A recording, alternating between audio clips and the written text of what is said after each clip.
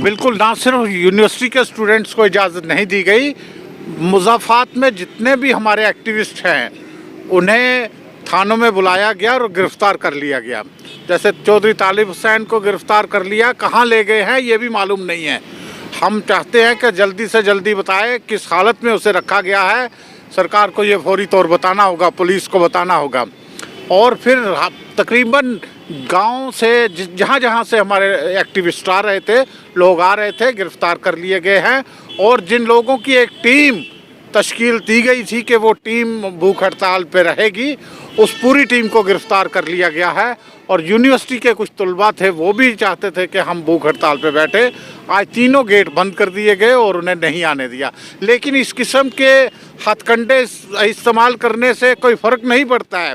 हमारा संघर्ष, हमारी लड़ाई अपने हकूक़ की पासबानी के लिए, अपने हकूक़ की हिफाजत के लिए जारी रहेगी। और हम इसी तरह आज अगर यहाँ नहीं आने दिया, हम 2 बजे से इंतज़ार कर रहे थे, बाद में मालूम हुआ कि उन्हें गिरफ़्तार कर लिया गया। हम नई टीम कॉन्स्टिट्यूट कर देंगे, वो टीम बैठेगी भूख हड़ताल पे। ये जो एक सिलसिला है रुकने वाला नहीं है जब तक ये गैर आइनी और गैर कानूनी बिल रिजेक्ट नहीं हो जाता, इसको ड्रॉप नहीं किया जाता। सर, आप इस तरह से कहते हैं, लेकिन अमित शाह जी जो हमारे देश के गृह मंत्री हैं, पार्लियामेंट के अंदर ये कहते हैं कि आपकी कोटा के साथ बिल्कुल छेड़छाड़ नहीं होगी, लेकिन फिर भी आप लंबे अरसे से संघर्ष कर रहे हैं। देखो, आम लोगों को वो बेवकूफ़ बना सकते हैं। ये कोटे वोटे की बात नहीं है। कोटा कहाँ की बात करते हो? जम्मू कश्मीर की बात करते हैं ना। ये कोटा तो पूरे हिंदुस्तान के अंदर है, रेलवेज़ में है, जो दूसरे बैंक्स हैं, पब्लिक सेक्टर जो है उसमें है, फिर IAS IPS में जो है वो ना सिर्फ यहाँ के लोगों के हकूक़ पे डाका है, बल्कि हिंदुस्तान के दूसरे जो शेड्यूल ट्राइब हैं उन पे भी एक बहुत बड़ा डाका है, क्योंकि वहाँ पे जो है वो पसमानदा लोग शेड्यूल ट्राइब हैं। और यहाँ से जो है बड़ी बड़ी हायर क्लासेस को, जो खुद को बड़ी हायर क्लास कहते हैं, शर्माज हैं, वर्माज हैं, राजपूत हैं, सईद हैं, लोन हैं, कोई ज़ात ऐसी जम्मू कश्मीर में नहीं है जिसको ये शेड्यूल ट्राइब में दाखिल करना नहीं चाहते।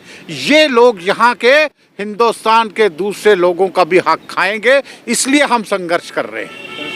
आपका नाम सर? अशोक बसोत्रा, एडवोकेट। जी सर, क्या कहना है जिस तरह से आज भी उनके सपोर्ट में आप निकले, क्या कहना? मैं ये कहना चाहता हूँ कि लोकतंत्र में, डेमोक्रेसी में सबको अपनी बात रखने का हक है। जिस भी कौम के साथ कभी भी कोई भेदभाव होता है, कोई डिस्क्रिमिनेशन होती है, तो वो अपना मुद्दा लेके सड़कों पे उतरते हैं, एहतजाज करते हैं, पीसफुल ढंग से करते हैं। और जब से ये गुज्जर बकरवाल कम्युनिटी खास करके और ST बाकी जो जम्मू कश्मीर के हैं, इनकी डाइल्यूशन का ये मुद्दा जब से चला है, तब से ही इसके खिलाफ एहतजाज चल रहा है। कोई भी ऐसी घटना नहीं घटी है जिसको लेके शासन प्रशासन को चिंतित होना चाहिए, बल्कि शासन प्रशासन और केंद्रीय सरकार को इस बात से चिंता होनी चाहिए कि ये लोग इतने परेशान क्यों हैं। मेरे फाजिल दोस्त अनवर जी अभी आपको बता रहे थे, पूरे भारत में जितनी भी पोस्टें निकलेंगी, IAS की निकलेंगी, IPS की निकलेंगी, पब्लिक सेक्टर अंडरटेकिंग्स की निकलेंगी, बैंक्स की निकलेंगी, रेलवेज़ की निकलेंगी, इसके अलावा जम्मू कश्मीर में जितनी निकलेंगी, यूनिवर्सिटी में जितनी सीटें निकलेंगी, मेडिकल, इंजीनियरिंग और प्रोफेशनल कॉलेजेस की जितनी सीटें निकलेंगी, उनमें जो रियल ट्राइबल्स का जो कोटा है वो सारा डाइल्यूट हो जाएगा। ये तथाकथित ऊंची जाति के हिंदू और मुस्लिम दोनों में से ये लोग जाके कब्जा कर लेंगे। रियल ट्राइबल को एक भी सीट नहीं मिलेगी। ये बड़ा सीरियस कंसर्न है। हमारे बाबा साहब डॉक्टर भीमराव अंबेडकर जी, जिनका ये स्टैचू है जिसके नीचे हम खड़े हैं, जिन्होंने इस देश को आइन दिया, उन्होंने वाज़े तौर पे कहा था socially and educationally backward classes के लोगों के लिए ही, मेन स्ट्रीम में लाने के लिए ही ये रिजर्वेशन का प्रावधान है। और उसमें 1935-36 में सेकंड इंडिया एक्ट के बाद SC ST का कोटा जो है तय कर दिया गया और SC ST की डेफिनेशंस भी तय कर दी गई। OBC को तो 1990 के बाद मिला, मगर 1935 में ये बता दिया गया था कि ट्राइबल हम किसको मानेंगे। वो क्राइटेरिया तथाकथित ऊंची जाति के लोग, चाहे हिंदू हो या मुस्लिम हो, पूरा नहीं करते हैं। लिहाजा ये एक डाका है, ये ट्राइबल्स के रियल हक हकूक के डाका है। इसे गैर आईनी माना जाएगा, गैर कानूनी माना जाएगा, इसे कतई बर्दाश्त नहीं किया जाएगा।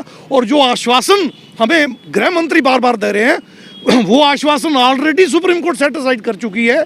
Kota within quota is not allowed, नहीं होता।